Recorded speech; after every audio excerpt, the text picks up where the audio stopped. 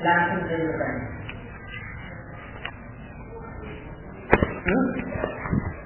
Sebab kalau pakai tulis lama lagi. Silakan langsung bertanya. Ada pertanyaan? Tunggu dulu. Ya. Sebab kalau kurang bertanya, apa kata Imam Ghazali? Orang yang paling bingung dalam hidup dia itu adalah orang yang tak tahu bahwa dia tak tahu. Nak bertanya saja dia tak tahu. Itu bahaya tu. Bertanya lah. Sebelum masuk dalam golongan Imam Ghazali tadi. Dia.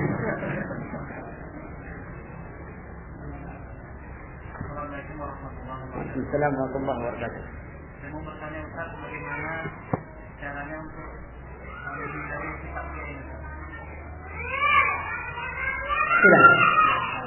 Pertama pahami sebab. Karena tidak bisa mengobati satu penyakit kecuali kita tahu sebab timbul penyakit itu. Ada 3 sebabnya. Pertama sebabnya itu adalah tamak kepada pujian orang. Jadi ada keinginan selalu ingin dipuji, ingin dipuji, itu akan timbul dia. Maka itu paham kejelekan pujian. Itu dia. Bagaimana jeleknya pujian itu? Dia akan merusak amalan kita, merusak seluruh tatanan apa yang kita lakukan. Itu dia. Kedua, rakus kepada apa yang ada pada orang lain. Saya umpamanya datang ke sini, di sini ada juga ustaz begini. Sebenarnya saya datang itu bukan apa saja, saya ingin menyingkirkan ustaz yang di sini. Mulailah menunjukkan apa niatnya apa ini, sehingga orang dari paling aman. Tidak. Kenapa? Kita ingin pujian orang kepada kita ini. Itu dilarang. Kemudian ujub dengan sombong beda. Kalau sombong 3 unsur, kalau ujub 2 unsur. Kalau ujub itu diri, kemudian ada yang dibanggakan. Kalau sombong, diri dia ada yang dibanggakannya, ada sasaran kebanggaan. Itu sombong. Ya, itu dia. 3 ini dipahami dan sangat panjang bahasan tentang sifat-sifat yang seperti itu. Yang lain.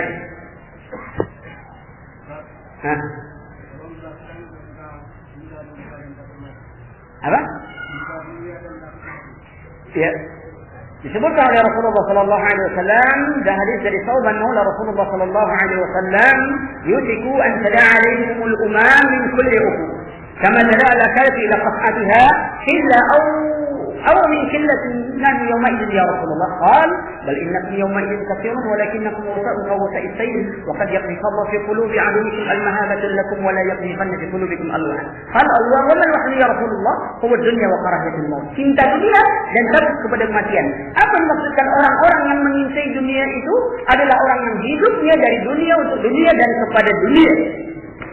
Satu ketiga Abdullah bin Mubarak ditanya, dia mengajarkan orang untuk zuhud, tapi dia memiliki harta yang sangat melimpah. Lalu ditanya, ya Syekh, engkau mengajarkan hidup untuk zuhud dari apa yang ada di dunia, sementara engkau sendiri dengan kekayaan yang melimpah. Jawab Imam Abdullah bin Mubarak, aku ingin hartaku ini meninggikan derajatku di sisi Allah Subhanahu wa Ta'ala. Jadi yang cinta dunia itu orang yang faktor kehidupannya dulu itu apapun langkah yang dia lakukan dunia itu hanya untuk dunia. Dunia hulwatun hayrah fa inna Allah ta'ala mustakhlifakum fiha fatukun dunia wa tukun nisa fa inna awal fitnata bani Israel kanat fin nisa. Dunia ini seperti dedaunan yang sedap dipandang mata. Semua orang tertarik dari satu dunia kepada dunia, satu dunia kepada dunia. Tetapi ketika orang berusaha di dunianya dengan tujuan akhiratnya, dia tidak dinamakan orang yang menyintai dunia. Wabtaghi fima ataqallahu daral akhirah wa la tansa nasibaka minad dunya. Carilah apa yang dijanjikan oleh Rabbmu daripada akhirat dan jangan lupa bagianmu untuk di dunia ini. Jadi ada orang salah dalam paham. Akhirnya ada mobil dijual, ada ini dijual, semuanya. Akhirnya dia tidak punya apa-apa lagi. Dengan itu kan, saya kalau semuanya sudah habis, besok tak ada lagi pertanyaan.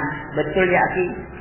Harta yang tak antum punya ditanya, tapi harta yang antum punya itu kemana antum habiskan itu ditanya. Jadi manfaatkan dunia itu untuk akhirat itu sendiri. Dunia mazra'atul akhirah. Dunia ini ladang akhirat. Coba perhatikan. Kalau kita pergi ke ladang, ke sawah, Kita nanam rumput atau nanam padi? Kita mesti nanam padi. Kalau kita nanam rumput, padi tak kita dapat. Kalau kita nanam padi, rumput kita dapat. Dunia mesti tujuan kita untuk akhirat. Tidak ada kata seimbang hidup dunia. Ini sering kan kita kata, hidup ini mesti seimbang. Seimbang. Kita tanyakan, betul anda sudah seimbang dalam hidup? Tidak. Kita punya 2 orang anak. Pemberian zahir kita sama. Cinta kita sama atau tidak? Pasti tidak. Kita punya 2 orang tua. Ya, ayah dan ibu pemberian kita sama. Zahir yang kita bagikan sama. Samakah kecintaan kita? Tidak. Apalagi kita punya 2 orang istri. Ya, walaupun secara keadilannya sama, tapi hati kita pasti tidak sama. Begitu juga dengan dunia ini. Tidak mungkin orang mencintai dunia dengan seimbang. Yang terbaik dari mereka menjadikan dunia ladang untuk akhiratnya. Maka itu orang yang meninggalkan dunia, zuhud kepada dunia, orang yang membuang dunia dari hatinya, walaupun dunia dalam genggamannya. Umar bin Abdul Aziz,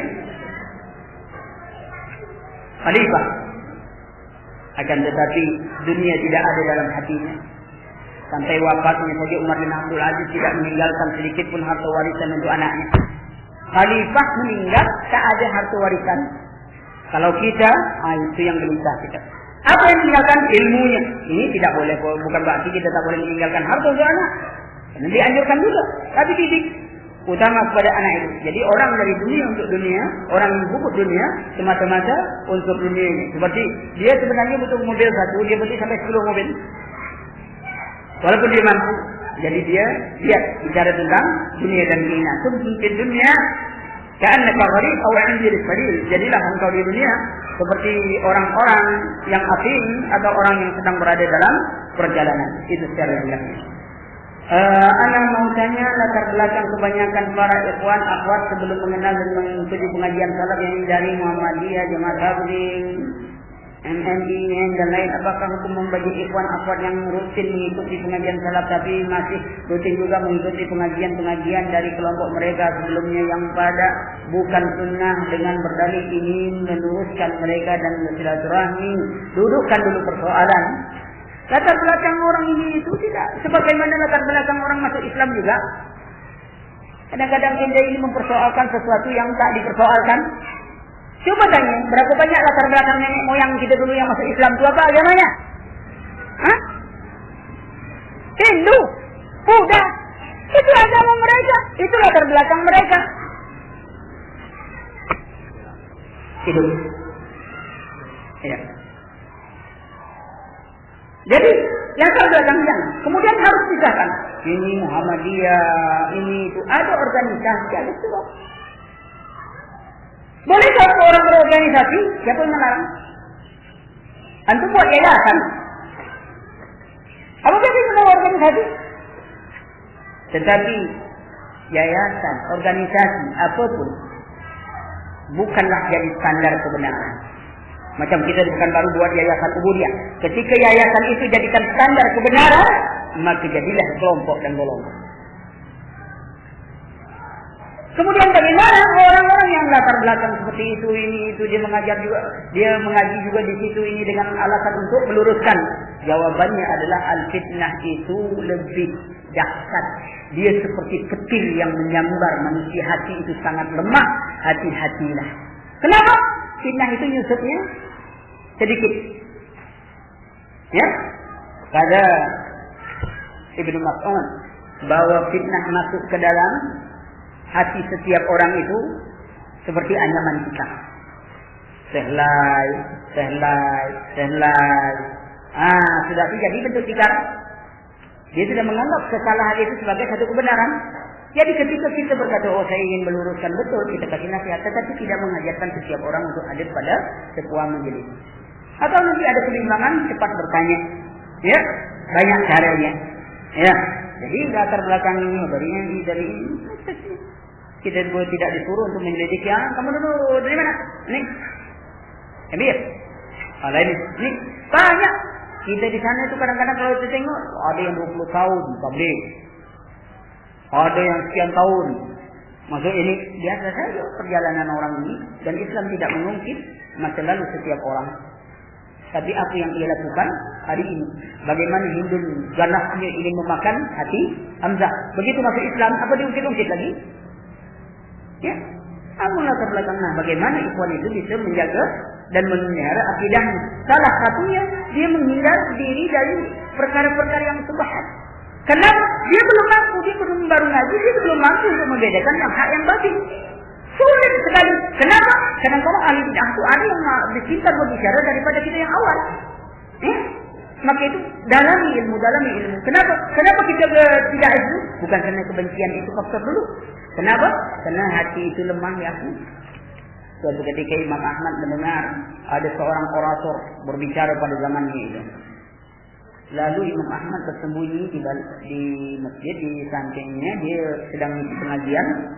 Imam Ahmad sendiri menangis mendengar kajian itu. Lalu Imam Ahmad keluar bertemu dengan muridnya. Mau kemana kata Imam Ahmad? Mau mendengar pengajian itu. Jangan kata Imam Ahmad. Pulang dulu. Kenapa? Imam Ahmad saja menangis. Terhanyut oleh cara pembawaan orang ini. Padahal yang disampaikannya bukan ilmu. Maka itu ya hati kita itu sangat lemah. Maka itu janganlah. Maka itu ketika ilmu itu sudah masuk, maka ada perbedaan. Biasanya orang kalau ilmu itu sudah masuk, yang muncul pertama itu justru dia tak suka hadir dalam majelis pengajian yang lain. Bukan kenapa? Sudah mulai nyari. Kalau dulu tidak. Pokoknya asal Islam mana saja terima. Sudah ngaji ini. Cuman jangsi hati. Kadang-kadang itu menimbulkan sifat sombong dan merasa yang paling berilmu. Ya, perhatikan. Bagaimana kita menyikapi mengenai masjid yang melakukan azan tetapi belum masuk waktu sholat khusus sholat subuh? Apakah boleh kita sholat subuh di rumah saja? Antum buat sunnah yang baru. Mau buat sunnah baru? Itu seperti kasus di Malaysia. Dia tidak sholat Jumat di masjid. Kenapa? Karena azan 2 kali. Dia sholat Jumat di rumah. Ya akhi, pertanyaan ini tidaklah muncul kecuali orang baca kiblati. Ini lagu lama. Persoalannya lagu lama. Sekarang muncul lagi. Sampai di Pekanbaru ada kejadian apa? Setiap orang sholat subuh, dia sholat subuh, habis sholat subuh dia makan lagi waktu bulan Ramadan. Apa? Waktu sholat subuh tadi tidak masuk pada waktunya. Kalau gitu semua orang batal di dunia. Lalu bagaimana jalannya? Tunggu waktu. Azan sama mereka. Tunggu waktu. Kalau kita di sana biasa menunggu sudah azan sama masyarakat, ini azan ini. Kemudian sholatnya kita biasa 30 menit. Sebelum ada ini kita sudah buat berhenti 30 menit sholat. Gitu. Karena ini bukan urusan kita. Selesai setiap daerah itu berbeda waktu. Timbul gerakan eksklusif. Sudahlah dakwah belum jalan, hanya dalam persoalan seperti ini muncul ini itu. Kadang-kadang di dalam majelis pengajian sendiri saja sudah pecah.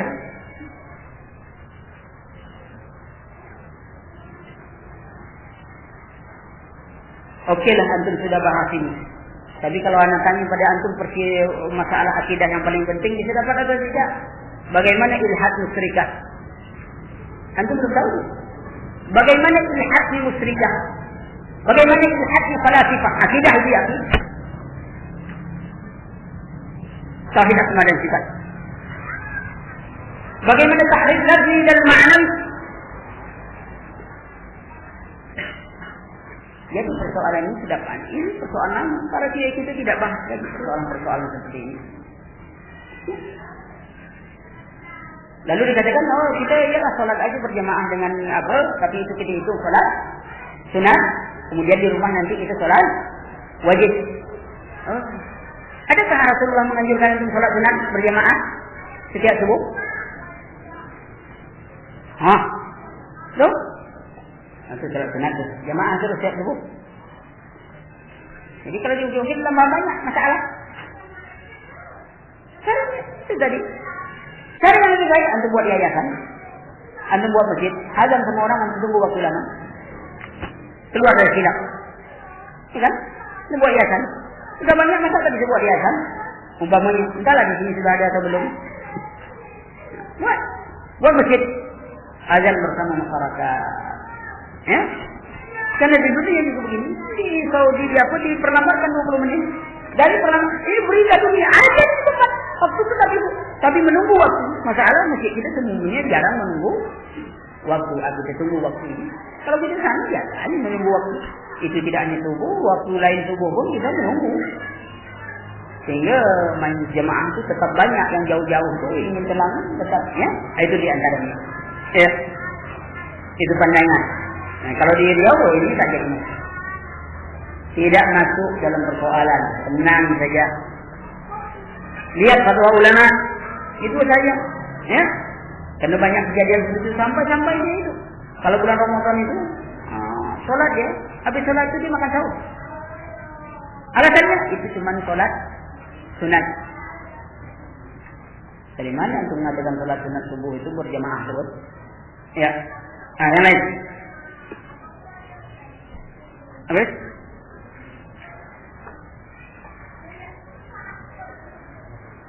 Itu dia baterainya. Bukan. Yang dingin itu sudah. Ada yang lain? Ya.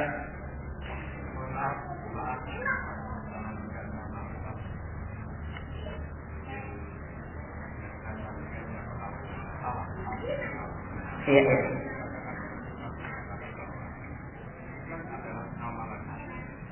Iya.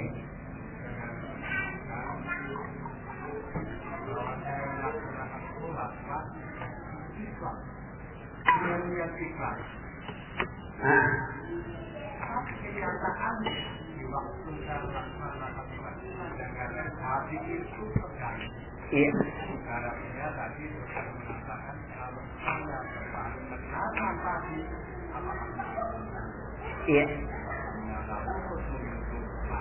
Dari saya kadang-kadang itu atau makanya mungkin saya tidak tahu. Iya. Iya. Bagaimana siapnya dengan keikhlasan saya yang sungguh-sungguh tadi, tapi tidak terganggu apalagi setan atau apa-apa. Ikhlas kadang-kadang untuk mengampuni karena mengenal apa-apa. Kalau kadang-kadang menghilangkan iya. Pembahasan Bapak itu bab masuk kepada bab khusyuk di dalam ibadah. Ya. Ada dua sebenarnya yang dari pembicaraan Bapak. Pertama ada khusyuk, kedua ada ikhlas. Khusyuk atau tidak itu tidak menafikan sebuah keikhlasan. Itu salat. Ya. Kita ikhlas kepada Allah Subhanahu wa taala, hanya kita belum bisa khusyuk. Perlu dipahami khusyuk itu pun bertingkat. Jadi tidak sama khusyuknya para alim ulama dengan kita yang baru-baru ini. Jadi bagaimana inti dari khusyuk itu adalah ingat bahwa kita sedang beribadah kepada Allah. Umpamanya kan banyak riwayat menerangkan gini nih. Orang yang khusyuk dalam sholatnya itu adalah seperti kisah Ali bin Abi Thalib dipanah lalu dicabut dalam sholat, tidak terasa. Kira-kira semacam kita ini sampai rasa. Bisa tak kira-kira? Tidak bisa. Sulit. Karena itu memang salah. Itu masalah. Karena itu memang salah. Itu riwayat tidak sahih. Karena khusyukan bukan seperti itu. Khusyuk itu orang ingat bahwa dia munajat kepada Allah Subhanahu wa taala. Ya? Contohnya bagaimana? Gampang. Salat. Tiba-tiba terdengar suara mercun. Kaget. Khusyuk atau tidak kita? Hah? Kita terkejut itu khusyuk atau tidak kita? Membatalkan khusyuk atau tidak? Kita terkejut. Membatalkan khusyuk atau tidak? Tidak. Sebab kalau orang bunyi mercun dia tidak mendengar, itu ada beberapa kemungkinan itu. Dia peka sedang sholat.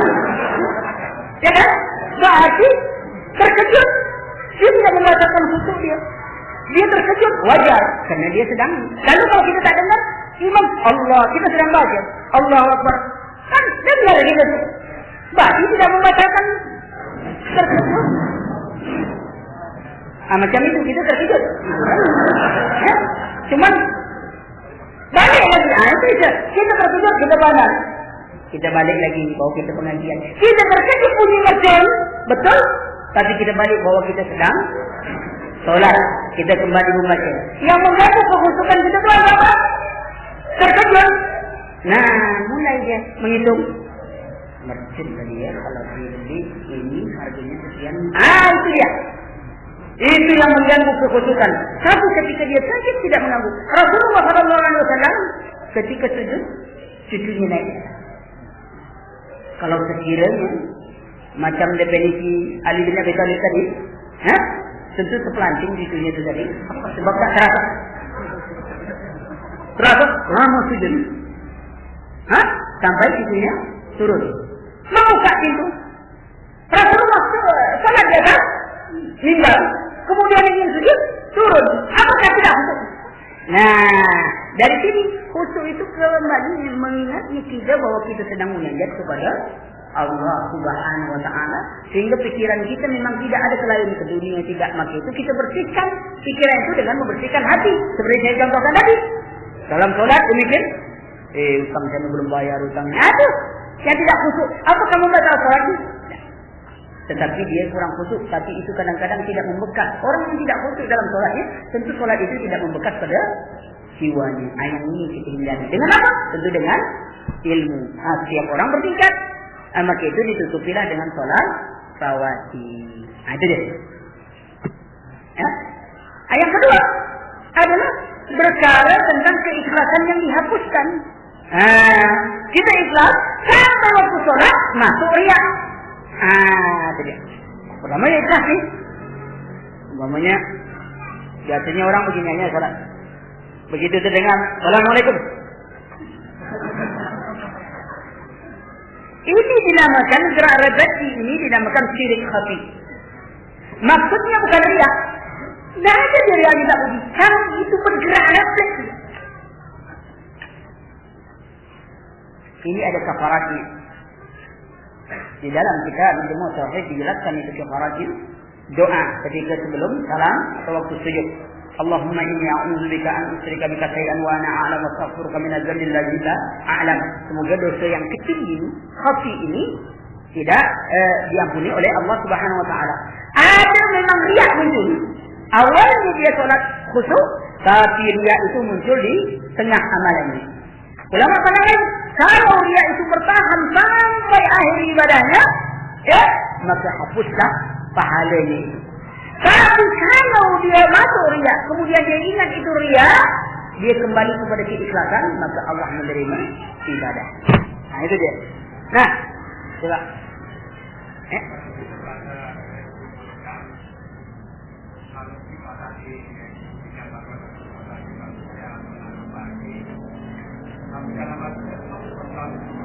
Ya.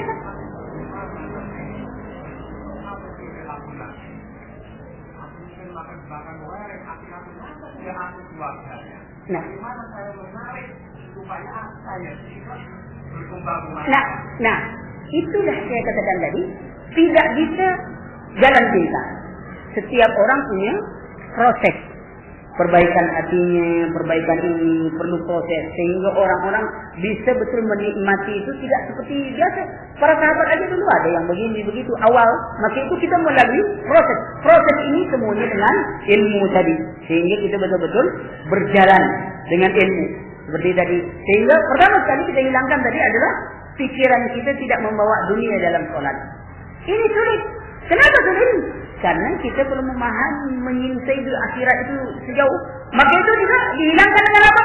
Kalau pikiran kita banyak seperti itu, sekarang dirubah banyak ingat lagi. Umpamanya kita teringat utang. Ini salah satu strategi. Kita tak bisa teringat utang orang. Waduh, kalau mati saya utang belum terbayar. Sehingga dia semakin takut. Ini kesempatan aja dia. Timbul kekhusyukan. Apa? Dia ingat mati. Banyak mengingat mati. Ketika kita bayang itu ingat mati. Balas dengan itu. Kenapa? Karena itu biasa bayangan setan mengganggu kekhusyukan kita. Maka itu pun perlu proses. Tidak ada doa tertentu orang supaya sekali sholat langsung khusyuk. Nah, memang mantap betul kita jadi apa? Ini jadi proses. Karena bagaimanapun dia terbawa pada kadang-kadang kita nak sholat puluhan tahun dari kecil kita sholat, tapi itu tuh masih masuk juga. Karena setan tak akan membiarkan kita untuk khusyuk seperti itu begitu cepat. Yang lain ada lagi?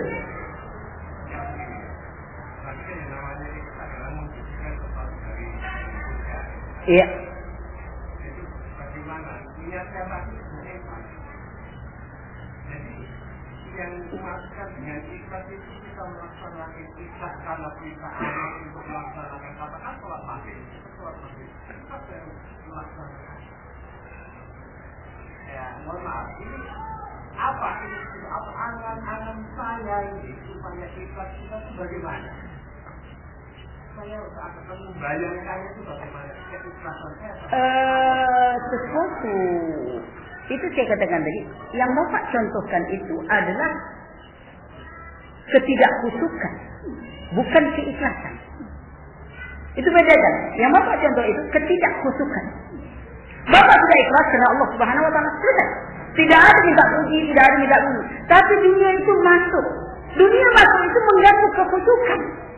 Berbeda kalau kita datang sholat, tujuan kita itu adalah nanti kalau saya rajin sholat saya dipilih jadi anggota dewan, rajin ini. Itu jelas tidak ikhlas. Nah, sekarang tidak. Yang Bapak bicarakan sekarang adalah gangguan kekhusyukan itu. Kita sudah ikhlas, tetapi dalam ibadah kita itu tidak khusyuk. Kadang-kadang masuk juga, waduh, motor saya baru beli tadi kunci di mana. Nah, itu namanya gangguan kekhusyukan. Nah, gangguan kekhusyukan seperti ini salah satunya kalau orang ingin menyingkirkannya, jangan bawa dunia dalam. Soalnya banyak mengingat mati kata Rasulullah. Berat, memang berat nasihat untuk itu. Bagaimana orang bisa menangis dalam sholatnya? Berat. Nggak bisa dibayangkan begitu drastis, berat. Kadang-kadang kita sudah coba melupakan bahwa kita ini sholat ingat mati apa ini. Jarang. Ketika letak di atas tangan kita. Maka itu paham setiap makna bacaan. Atau salah satunya yang tadi mengingat saya lihat waktu sholat. Angkat tangan ini. Saya tadi berapa kesombongannya, berapa ini sehingga tambah. Tak ada pikiran dia yang lain kecuali tunduk dan patuh kepada Allah. Ada kekhusyukan. Sangat takut amalannya tidak diterima. Nah, kita kadang tidak. Kita mengamalkan sunnah, tapi tak ada rasa takut kita amalan tak terima. Sombong. Sehingga otaknya bekerja. Pikir ini imam apa kayak ini imam tak, kayak ini jadi imam bodoh juga lagi. Itu dia. Tetapi kalau dia datang dengan kekhusyukan, ingin mengkhusyukkan dirinya, ya, amalan saya ini terima atau tidak. Dan itu berbaring dengan ilmu setiap orang. Tidak sama tingkat setiap orang. Jadi, ini belum gitu. Nah, jangan kita bayangkan begini. Bahwa yang dikatakan khusyuk itu tadi seperti definisi Adli bin Abdul. Atau ada orang yang mengatakan seperti definisi membayangkan hati. Masuk jiwa ini masuk ke dalam lingkaran huruf H. Atau dibayangkan hati itu mengarahkan kepada kiblat. 3 kiblat. Kiblat hati, kiblat ruh, kiblat jasad. Tidak ada diajarkan Rasulullah demikian. Dan itu sangat sulit. Kalau ada orang berbicara tentang ini, kita harus membayangkan harus masuk seperti ini. Berarti dia berbicara dalam konsep keikhlasan, dalam konsep sufi. Kalau kita bicara dalam konsep sufi, maka kita akan berbicara tentang martabat 7. Martabat 3 Ibnu Arabi. Kita akan berbicara martabat 7. Dan kita akan berbicara martabat 40 Al-Jilid. Kalau kita berbicara tentang martabat semua ini, maka kita akan berbicara tentang teori emanasi. Teori emanasi Allah Platonius. Kalau dari Platonius, maka kita akan berbicara lagi tentang teori yang lain, teori alam idea Plato. Bagaimana masuknya ke dalam Islam? Sangat panjang konsepnya. Ya, artinya secara sunnah Nabi Sallallahu Alaihi Wasallam, bagaimana menghilangkan khusyukan? Jangan kita bawa dunia. Salah satunya adalah segera ketika azan itu, waktu azan datang, kita ingin sholat. Waktu mulai berwudu, jangan banyak bicara lain. Memang ingat kita itu ingin sholat. Masalahnya itu ketika sudah berwudu, menjelang qomat, itu bisnis saja cerita kita. Mana jalan cari. Bahkan Sampai sudah komat juga lagi Pak. Sudah komat Imam tu. Sudah. Nanti kita lanjutkan dagangnya. Allah Akbar. Nah, di dalam menyusun. Kalau dihitung tadi betul juga ya. Begitu salah, setuju saya.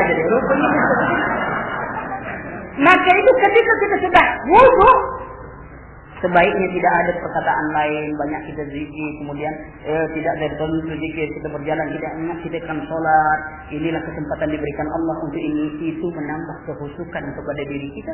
Cuba hindari. Umumnya tidak. Kadang-kadang kita lihat ada orang tidak ingin sholat, lah kan buang, dia beruduk. Habis beruduk, dia sholat sebentar. Sudah tu mengalami itu lah. Jadi cerita bisnis ini itu. Sampai, terbawa lah tu ceritanya tu. Itu langkah-langkah di antaranya. Kemudian kita mengingat bacaan kita supaya tidak pikiran itu. Sebab kalau kita tidak tahu artinya kadang-kadang kita belajar salah satunya ya untuk membina kekhusukan itu, kemudian pembersihan hati kita. Karena pembersihan hati ini sangat banyak bahasan yang diberikan. Karena hati kita tidak cinta, saya katakan begini. Ibadah kita itu harusnya berjalan menuju kesempurnaan. Tetapi pernahkah kita mendeteksi ibadah kita? Bagaimana mengukur ibadah kita sempurna atau tidak? Sempurnanya ibadah itu ada dua cara. Pertamanya sempurnanya penghinaan diri kepada Allah. Yang kedua kesempurnaan dalam menyintai Allah. Sempurnanya menghinakan diri kepada Allah Subhanahu Wa Taala hanya bisa kita rasakan apabila kita mengibadati Allah dengan tiga sebab. Sebab pertama, karena kita membutuhkan Allah. Tidak ada kekuatan kecuali Allah. Kita lemah. Kita menghadapi semua masalah dunia ini. Tidak bisa kita pecahkan begitu saja. Semuanya kita lakukan. Kita ini begitu lemah. Sekarang Allah yang maha kuasa, yang maha kuat dan bijaksana memanggil kita. Kesempatan kita untuk mengadukan segala kelemahan kita. Seharusnya kita datang kepada Allah karena kita sangat membutuhkannya. Orang yang datang dengan membutuhkan itu ada tak keluhan. Saya contohkan. Hayya 'alas shalah. Lalu ada seorang pedagang sedang jual beli. Kira-kira apa jawabannya?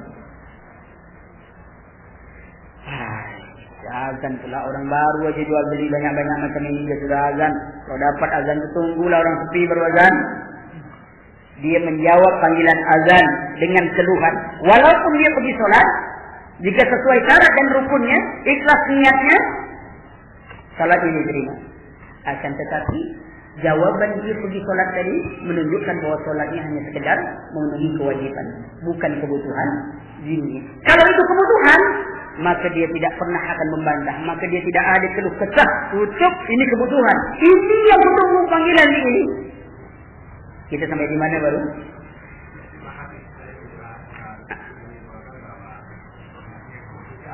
Ya.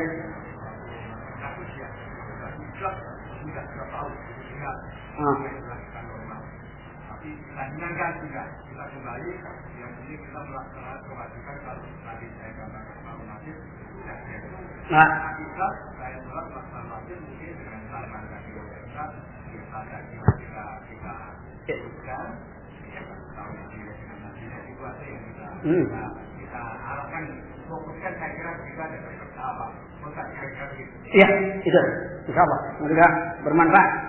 Waktu sudah habis.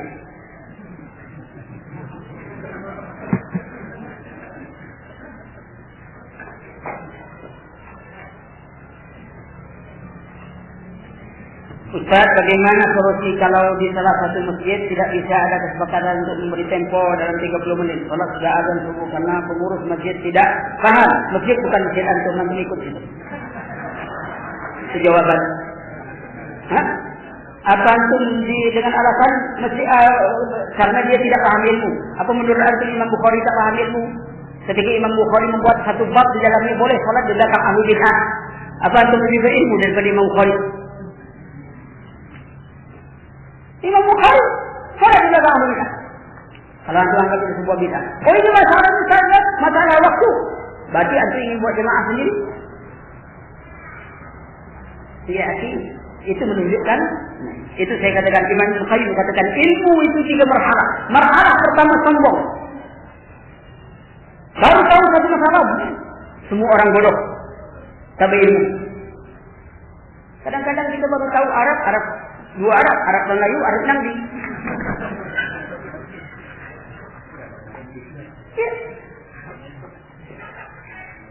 Ya akhi, kita hidup bermasyarakat. Ada cara dakwah, tariqah dakwah di masyarakat. Al-ahammu fal-ahammu. Yang pokok itu yang pokok dulu. Ini berhubung ini seolah-olah kita tidak ahli begitu tentang suatu ilmu. Yang mana yang diutamakan dulu dalam dakwah masyarakat? Ini keadaan demikian. Bukan lemah, asal. Keadaan demikian. Kita ingin memaksakan kehendak kita. Antum masuk satu masjid, atau mesti satu kali. Ini beda. Ya akhi, kalau antum ingin menegakkan sunnah langsung begitu, saya ajarkan ada sunnah yang dimatikan orang. Antum lakukan. Anak ini dia. Solat pakai sandal. Solat antum pakai sandal ke masjid. Coba. Oh ini sunnah, dimatikan. Orang bodoh, orang tak ada ilmu. Ini buku perlu dihidupkan. Sunnah orang ada dengan antum. Kalau sandal antum masuk masjid, sandal orang naik kepala. Paham? Ada lagi yang kurang? Ada. Saya tambahkan lagi. Kata Allah Subhanahu wa taala, "Uqtulul musyrikin haitsu wajadtumuhum." Bunuh orang musyrik di mana pun kalian jumpai. Ayo, bunuhlah. Kenapa takut dengan penjara? Kan menegakkan. Itu makanya pahami kaidah agama itu bukan mudah. Lalu kita tak punya masjid itu. Lalu mau sholat sendiri. Karena itu ditanya sebelum mau punya Umar. Cocok pada Umar. Kalau gitu, antum tak usah tinggal di Indonesia, antum tinggal di Saudi. Karena negara kita bukan negara yang berdasarkan Islam. Antum tinggal Saudi. Antum punya KTP atau tidak? Oh, pakai KTP katanya. Paham? Ini hanya masalah ini. Maka saya katakan jangan berislam. Konteks itu bukan banyak. Memang ada sebagian katakan begini, sebagian begini. Istimewa. Sekarang saya punya pandangan seperti itu. Nah, antum mau ikut pandangan saya atau tidak, itu hak antum. Itu hak antum. Antum ingin tetap sholat sendiri setiap subuh dengan alasan tidak masuk waktu sholat. Maka tanggung jawab kepada Allah Subhanahu wa taala. Salat subuh paling berat bagi orang munafik. Ya. Ana mau tanya Ustaz, tolong jelaskan sunnah tentang menutup kepala, serban yang dicontohkan Nabi. Serban sekarang bukan serban contohnya Nabi sallallahu alaihi wasallam. Memang ada hadis yang batil, yang dhaif, yang menerangkan bahwa orang sholat sunat dengan serban, penutup kepala serban itu lebih utama 70 tahun dibandingkan orang sholat sunnah, sholat Jumat tanpa serban. Oh mantap itu. Pakai serban lagi kita sholat sekali kan, 70 tahun kita tak perlu sholat lagi Jumat. Itu hadis palsu. Dan itu silakan antum buka di kitab silsilah dhaif Al-Imam Al-Albani. Ya? Dan serban sekarang beda dengan serban yang dulu. Yang penting pakai tutup kepala. Oh bagaimana kalau pakai yang putih atau ini, pakai yang hitam? Tidak ada masalah. Apa perbedaan? Si pakaian hitam, putih. Yang penting itu ini warna. Warna memang disenangi warna putih. Apakah larangan orang pakai peci hitam? Tidak ada larangan. Oh itu kan peci nasional. Apa salahnya? Orang peci putih ini pun macam-macam bentuknya. Dari Turki lain lagi, dari Mesir lain juga lagi. Tapi kan bentuknya kan berbeda. Bentuk tak jadi masalah. Masjid saja beda-beda bentuk kita. Lalu antum buat masjid seperti sana. Tidak. Yang penting di sunnah. Sudah Rasulullah tutup kepala, disenangi orang sholat tutup kepala, pakai tutup kepala. Apa dia? Rasulullah, kita ingin tambah sunnah yang lain aja, warnanya putih. Itu. Kalau warna putih, boleh tak? Boleh. Boleh. Jadi dudukan persoalan itu jangan terlalu mengecilkan sebuah keadaan luas. Ilmu itu sangat luas. Ya? Nah, para ikhwan salafiyah hanya menggunakan lobi tetapi tak menggunakan sorban. Tapi apakah sorban yang dipakai Rasulullah itu hanya ada di Arab atau sana? Dudukkan dulu. Tidak ada larangan orang memakai sorban. Tapi kalau antum menimbakan bahwa inilah sorban Rasulullah, antum perlukan dalil. Dudukkan tu. Larangan orang memakai sorban. Pakailah sorban. Tapi kalau antum berani mengatakan inilah sorban Rasulullah, antum perlu dalil menunjukkan itu. Itu pertama. Yang kedua, tak ada larangan orang pakai peci. Nah, maka itu orang itu harus dudukkan pakai sorban. Kadang-kadang orang sok pakai sorban itu tak tahu pula dia beda-beda sorban. Di Arab pun macam-macam, kadang pakai ikal. Kalau di Arab pakai ikal itu bukan orang pintar. Kalau kita gaya macam orang pintar, enggak. Kan sudah pakai pintar gitu tuh orang-orang baru belajar. Itu. Ya, jadi masalah itu. Ini selalu sorban mana tinggal di Bandung. Sama pakaian ini. Pakaian ini.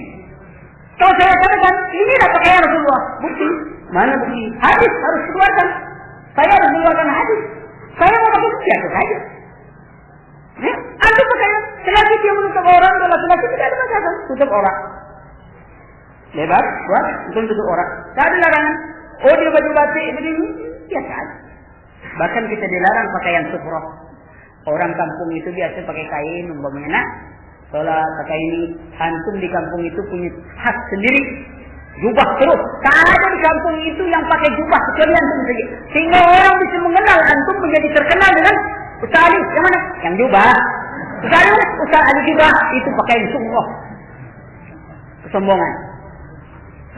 Pasti melupat pakaian oleh para ulama. Ya, maka itu, kita tentu kalau dalam dakwah tidak ada juga larangan kita untuk memakai pakaian masyarakat. Tentu catatan pakaian masyarakat itu sesuai dengan Quran dan Sunnah. Tak mungkin pula kita ke Irian Jaya pakai koteka ceramah. Nah itu paham. Pakailah Ustaz tadi berubah pula pakai koteka lagi kan? Ceramah lagi keluar hadis tadi apa? Ini menurut dalil boleh pakai pakaian penduduk setempat. Ini kacau pemahaman. Nah itu dia. Pakai. Ya. Termasuk pakaian. Nah jadi ketika sorban ditetapkan ini dalil. Oh ada hadisnya? Ada. Tapi batin. Kan begitu. Soalnya ada. Tapi batin. Batin yang istilah dhaifah maudhu Syalbani. Gitu. Oh itu kan kitab kan dikarang orang. Kalau antu tak kita yang bacanya. Maka orang itulah kita bacanya. Kalau ada kitab dikarang oleh jin, itu jin yang bacanya. Nah, ya. Jadi boleh tak pakai serban? Boleh. Boleh tak pakai serban? Boleh. Pakai serban boleh. Tak pakai serban pun boleh. Nah, ya. Nah, ini besinya macam-macamnya. Ada mana-mana besinya. Ya. Jadi tak ada larangan pakai ini. Ya. Nah, yang penting laki-laki berbeda dengan perempuan. Dia ada aturan khusus untuk perempuan. Yang laki-laki bisa pakai jubah, pakai celana panjang, ini itu. Ya. Yang penting bajunya keluar, tidak ke dalam, dan sisi tabu ini lebar. Ya, bisa menutup bajunya agak lebar ke bawah. Gitu. Ya. Kalau dikatakan, oh ini jubah pakai ini, kita nengok orang India yang sing itu. Menyembah berhala lagi kan? Oh sorbannya jangan tanggung-tanggung musim. Kita katakan mantap sabah habi kaumina. Kan bahaya. Ya dilihat dulu sekali. Kita gitu menurut orang tengok orang sini itu. Di sini tinggi, panjang. Sorban tinggi. Jenggotnya lebih lebat dari jenggot kita tahu. Orang sini. Lebat. Iya, kalau dipotong lain gitu. Bayangkan. Hati-hati ya dalam memahami konteks itu hadis. Itu dulu. Ini sudah korupsi waktu. Ya.